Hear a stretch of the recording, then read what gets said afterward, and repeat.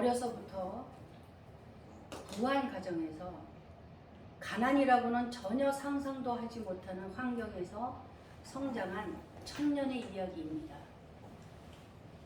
그 청년은 군대를 다녀와서 아버지 밑에서 열심히 일을 하는 중에 크나큰 멍에를 매게 되는 어려움을 만나게 됩니다. 아버지의 사업을 물려받을 생각으로 어떠한 마음의 준비도 없이 편하게만 생각하고 살아왔던 청년에게 갑자기 어려움이 찾아온 것입니다. 사업이 힘들어지면서 청년의 명의로 된 사업의 모든 부채와 세금 문제를 떠맡게 되고, 이 청년은 젊은 나이에 신용불량자가 되어서 이름을 사용하지 못하고 15년이란 세월을 보내게 됩니다.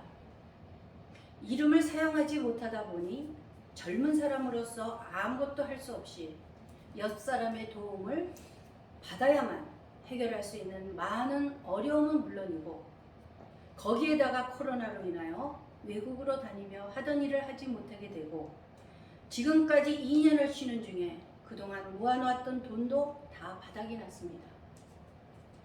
당연히 이제는 자신이 비참하고 처절해진 상황을 이야기하며 한숨을 짓는 것이었습니다. 저는 그 청년에게 단지 조금만 더 참으면 잘 될 것이라는 대답밖에는 해줄 수 없었습니다. 그런데 저희 말의 청년은 약간 음성이 격해지는 듯 높아지면서 이 이상 어떻게 더 바닥으로 내려가야 하느냐고 말했습니다. 그 청년에게 15년이라는 세월은 너무나 길고 지금도 희망이 전혀 보이지 않는 절망감에 우울해하는 것이었습니다. 사람의 생각으로는 더 이상 내려갈 곳이 없다고 생각하는 것이 당연합니다. 그런데 사랑하는 여러분, 하나님께서는 때로 사랑하는 자녀를 온전한 사람으로 만드시기 위하여 고통의 시간을 허락하신다는 것입니다. 하나님이 원하는 사람으로 그 훈련을 통하여 통과하게 하시겠다는 것입니다. 대부분의 사람들이 이 고통의 의미를 알지 못하고 좌절과 낙심 속에 빠져버리게 됩니다. 그런데 그 고통의 의미를 지금은 알 수 없으나 후에는 그것을 깨닫게 된다는 것입니다. 그리고 그 훈련이 통과하고 난 후에 반드시 하나님이 주실 축복이 기다리고 있다는 것을 알아야 합니다. 은혜란 무엇입니까? 바로 깨닫는 것이 은혜입니다. 빨리 깨달을수록 고난의 시간은 줄어들게 될 것입니다. 하나님께서는 우리가 그분께 전적으로 우리를 맡기고 마음을 비울 때 새로운 길이 열리게 된다는 것을 알게 하기 위하여 우리를 계속 이끌어 가십니다. 여러분들은 기억하십시오. 앞이 보이지 않고 길이 없는 것 같지만 하나님은 그 날짜를 다 헤아리고 계시다는 것입니다. 제가 요즘에 읽은 책에서 여기에 아주 적합한 예를 발견했습니다. 기독교 변증가 C.S. 루이스는 그의 책에서 조지 맥도날드의 비유를 들고 있습니다. 이제 여러분 자신이 살아있는 집이라고 상상해 보십시오. 하나님이 오셔서 그 집을 다시 지으려 하십니다. 처음에는 그가 하는 일이 이해가 될 것입니다. 그는 하수구를 고치고 지붕에 새는 곳들을 막는 등의 일들을 하십니다. 이런 것들은 필요한 일이므로 놀랄 필요가 없습니다. 그런데 얼마 안 가 집을 마구 때려 부수기 시작하는데 지독하게 아플 뿐 아니라 도무지 이해할 수가 없습니다. 도대체 그는 무슨 짓을 하고 계신 것입니까? 하나님께서는 여러분의 생각과 영 다른 집을 짓고 계십니다. 여기에는 한쪽 벽을 새로 세우고 저기에는 바닥을 더 깔고 탑을 새로 올리고 마당을 만드십니다. 여러분은 보기 좋은 작은 오두막집을 생각했을 것입니다. 그런데 하나님은 궁전을 짓고 계십니다. 그리고 하나님은 친히 그 궁전에 사실 작정이십니다. 여러분 어떠십니까? 고난의 이유를 조금은 이해가 가십니까? 하나님께서는 지금 우리를 그 명령에 순종할 수 있는 존재로 만들어가고 계시다는 것입니다. 다시 C.S. 루이스의 말을 인용하자면 그 아픔을 겪고 난 후에는 지금으로서는 도무지 상상할 수 없을 만큼 힘과 기쁨과 지혜와 사랑으로 약동하는 눈부시게 빛나는 불멸의 존재로 우리를 만드신다는 것입니다. 그리고는 그분 자신의 다함없는 능력과 즐거움과 선함을 완벽하게 반사하는 티 없이 맑은 거울로 만드실 거라는 것입니다. 그리고 그 과정은 길고 부분적으로는 아주 고통스러운 것이겠지만 거기에 도달하는 것이야말로 우리가 존재하는 목적이라고 하는 것입니다. 제가 청년에게 말해주고 싶었던 것이 바로 이 내용이었습니다. 하나님께서 이제는 패스. 통과라가는 그때가 반드시 올 것이라는 것입니다. 이러한 말을 아직은 젊은 청년에게는 이해가 되지 않을지도 모릅니다. 그러나 하나님께서는 그를 위하여 지금도 일하고 계시다는 것입니다. 하나님께서는 그동안 흘렸던 눈물과 아픔을 반드시 몇 배의 축복으로 갚아주실 것입니다. 저는 이것을 선포합니다. 사랑하는 여러분, 이것은 비단 이 청년에게만 해당되는 이야기가 아닙니다.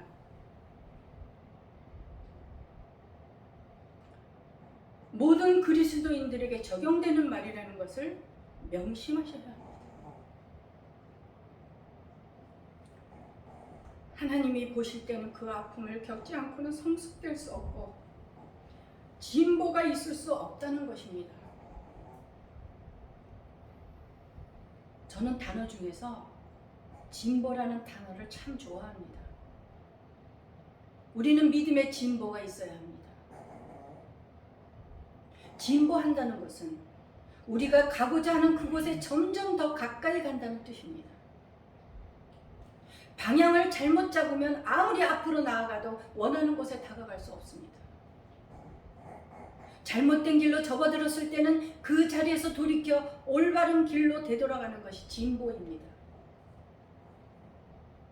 그러니까 그 경우에는 가장 먼저 되돌아가는 사람이 가장 진보적인 사람이 된다는 것입니다.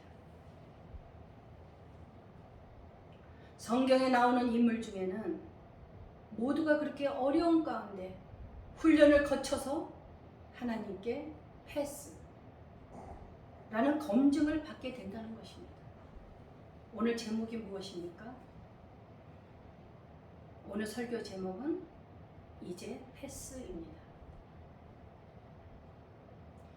그리고 하나님의 사람으로 이전에는 상상하지 못했던 새로운 세상이 열리도록 복받는 인생으로 바뀌는 것을 볼 수 있을 것입니다. 하나님의 원리를 운운하고 하나님의 뜻이 있다라는 신앙적인 이야기는 그 청년의 마음을 더욱 분노하게 만들 수 있기 때문에 조심스러웠습니다. 그 청년은 더 이상 내려갈 곳이 없고 어떻게 더 나빠질 수가 있겠냐고 반문했습니다. 그러나 그것은 단지 사람의 생각일 뿐입니다. 그 청년은 부모를 생각하여 최대한 그 분노를 표출하지 않고 자제하며 살아온 것이 역력하였습니다. 그러한 마음 또한 하나님께서 기억해 주실 것입니다. 15년이란 세월은 너무 견딜 수 없는 시간들이었으나 그럼에도 꿋꿋하게 잘 살아오던 차에 예측하지 못한 코로나가 닥치면서 하던 일까지 막히다 보니 다시 좌절된 시간을 만난 것입니다. 저는 에레미야 애가 말씀이 떠올랐습니다. 사람이 여호와의 구원을 바라고 잠잠히 기다림이 좋도다. 사람은 젊었을 때의 멍에를 매는 것이 좋으니 혼자 앉아서 잠잠할 것은 주께서 그것을 그에게 메우셨습니다. 그 젊은이는 어쩌면 마음으로 소리 지르고 싶었던 순간이 한두 번이 아니었을 것입니다. 도대체 하나님은 언제까지 기다리라고 하는 것인가? 이 절망감은 언제나 끝날 것인가? 사랑하는 여러분, 시간이란 우연히 생긴 것도 아니고 존재하지 않는 것도 아닙니다.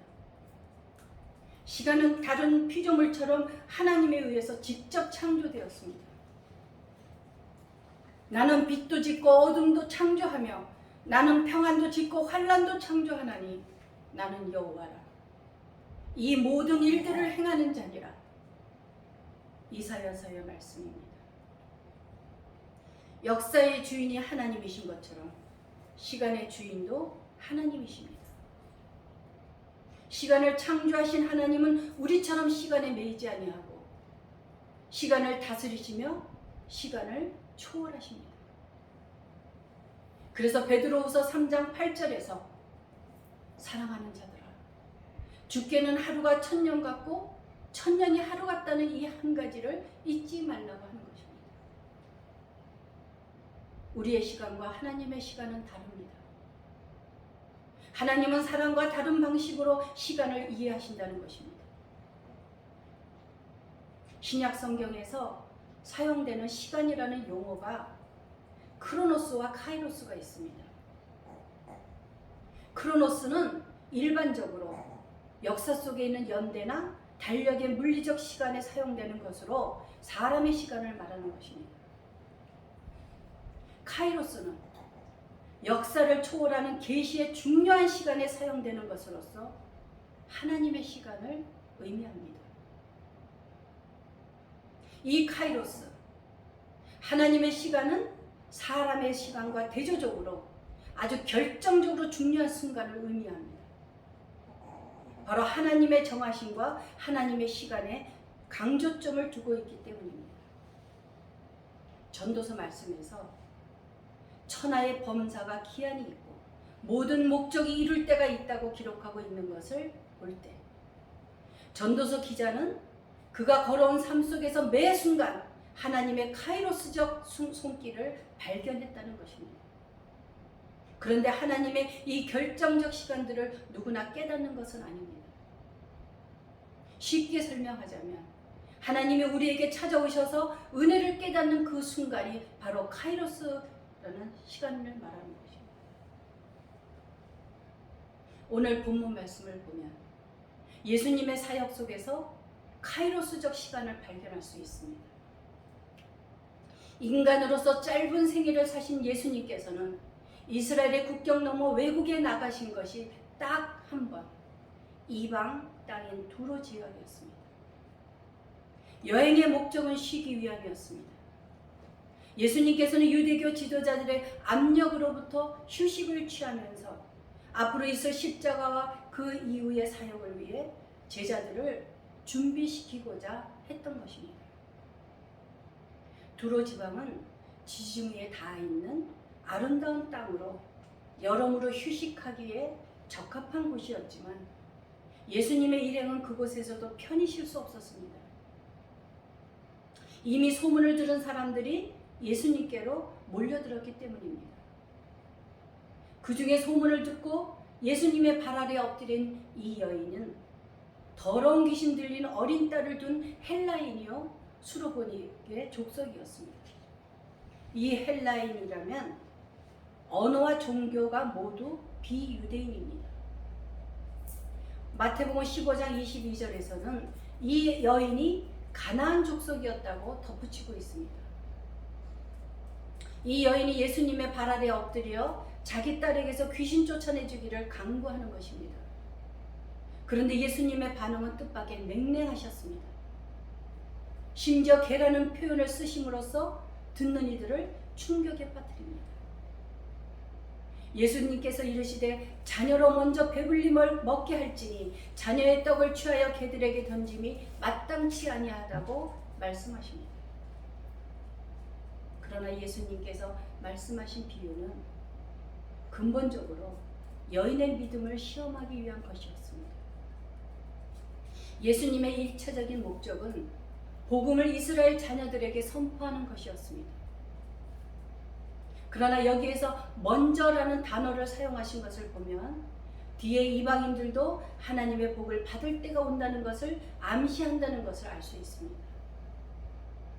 본문 말씀에서 예수님께서 쓰신 개라는 표현은 헬라어에서 경멸의 뜻으로 사용하는 큰 개라는 의미가 아닙니다. 작은 개, 그러니까 애완견 같은 것을 일컫는 말로 구분하여 사용하셨다는 것입니다. 멸시의 뜻이 없고 도끼가 제거된 말이며 언어적으로 상대에 대한 배려와 애정이 깃들여 있는 말이라는 것입니다. 그러자 여인은 예수님 말씀에 저항하는 것이 아니라 극히 겸손한 반응으로 인정하고 있다는 것입니다. 자신은 이방인으로서 주인 자녀들의 떡을 먹을 권리가 없는 강아지 같은 자격임을 부인하지 않았던 것입니다. 여자가 대답하여 이르되 주여 옳소이다마는 상아래 개들도 아이들이 먹던 부스러기들을 먹나이다. 이렇게 말하는 순간 예수님께서는 이 여인의 겸손한 믿음과 주님을 경배하는 태도를 보셨다는 것입니다. 여기에서 여인을 향한 믿음의 시험은 끝이 난 것입니다. 예수님께서는 여인의 믿음을 칭찬하시면서 이제 패스, 통과라고 하셨습니다. 그리고 그 여인의 딸을 고쳐주신 것입니다. 이것이 바로 카이로스적 시간이라는 것입니다. 사랑하는 여러분, 이 여인이 자신의 귀신 들린 딸로 인하여 얼마나 많은 시간을 고통 속에 살아왔을까를 우리는 깊이 생각해 보아야 합니다. 그 많은 시간들 속에서 겪어야 할 아픔과 상처와 고통과 절망이 있었을 것입니다. 그러한 중에 그 여인에게 예수님의 소문이 들려진 것입니다. 그 여인은 자신이 악하며 하나님이 주신 복의 어떤 부분도 받을 만하지 않다는 것을 알고 있었습니다. 그녀에게는 어떤 자만심이나 자기를 의지하는 마음이 전혀 없었습니다. 예수님께서는 그녀의 이러한 반응에 대한 응답으로 요청을 들어주셨는 것입니다. 사랑하는 여러분, 과연 우리들에게 이러한 절대적인 믿음, 겸손한 믿음이 있는지 우리들의 믿음을 스스로 돌아보아야 할 것입니다. 우리 그리스도인은 일생에서 결정적으로 중요한 순간과 때를 깨닫고 포착해야 합니다. 누가복음에서 보면 세례 요한의 아버지 사가랴에게 주신 그 천사 가브리엘이 아들을 낳아 주겠다는 좋은 소식을 전할 때 이야기가 나옵니다. 그러나 사가랴는 내가 늙고 아내도 나이가 많다는 말로 그 좋은 소식을 쉽게 받아들이지 못합니다. 그럴 때 천사가 말합니다. 보라, 이 일이 되는 날까지 내가 말 못하는 자가 되어 능히 말을 못하리니 이는 내가 내 말을 믿지 아니함이거니와 때가 이르면 내 말이 이루어지리라. 이렇게 기록되어 있습니다. 하나님께서 허락하시면 안 되는 일이 없다는 것을 여러분은 기억하십시오. 이제 예수님은 이방 여행의 끝에 갈릴리 호수에 이르셨습니다. 역시 그리스도의 소문을 들은 사람들이 몰려들었고 귀먹고 말 더듬는 장애인을 데리고 왔습니다. 귀와 입이 함께 막혀 고통을 겪는 불쌍한 사람이었습니다. 예수님께서는 그 사람을 따로 데리고 조용한 곳으로 가셨습니다. 예수님은 양귀에 손가락을 넣고 침을 뱉고 혀에 손을 대셨습니다. 이는 유대 의원들이 사용한 일반적인 방법으로 알려져 있습니다. 특히 아픈 자리에 침을 바르는 것은 오래전부터 내려오는 민간요법이었습니다. 그러나 주님께서는 병자에게 믿음을 주시기 위하여 이런 방식을 사용하셨습니다. 말씀만 하셔도 병을 낫게 하실 수 있고 가볍게 손만 대도 온전케 하실 수 있는 하나님의 아들이시지만 인간적으로 친숙한 방법을 사용하셨던 것입니다. 이제 예수님께서 에바다 라고 명령하십니다. 이 에바다는 아람어로서 열리라는 뜻으로 명령형입니다.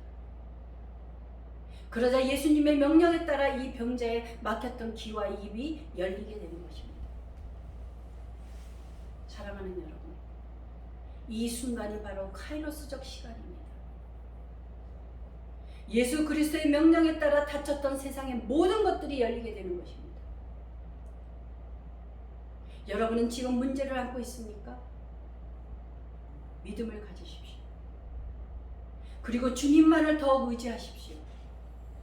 그렇게 될 때 여러분에게 새로운 문이 열리고 모든 삶의 이전과 다른 세상을 볼 수 있을 것입니다. 수로보니게 여인은 그리스도를 만남으로 딸이 나음을 받고 새로운 삶의 길이 열렸습니다. 갈릴리 동쪽의 장애인 역시 주님을 만나 질병을 고치고 막혔던 육신이 열리는 경험을 한 것은 바로 하나님이 임하는 시간이었습니다. 우리 그리스도인들은 믿음으로 결과를 알고 오늘을 살아가는 것입니다. 사랑하는 여러분, 로마서 8장 18절에서 우리에게 말씀합니다. 생각하건대 현재의 고난은 장차 우리에게 나타날 영광과 비교할 수 없도다. 기도하시겠습니다.